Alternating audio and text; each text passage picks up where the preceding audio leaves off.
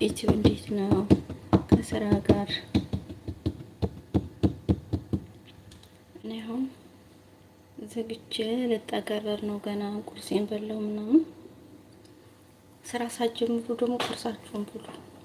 አብዛኛው የኛ ሰው እኛ ሀበሾች ማለት ነው ቅድሚያ ስራችን ነው የምንለው እንጂ ምግብ ላይ ትኩረት የለንም።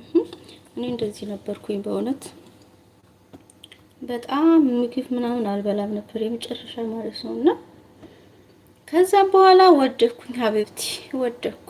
ደም ማነስ 0 ደርሼ 0 ማለት ነው።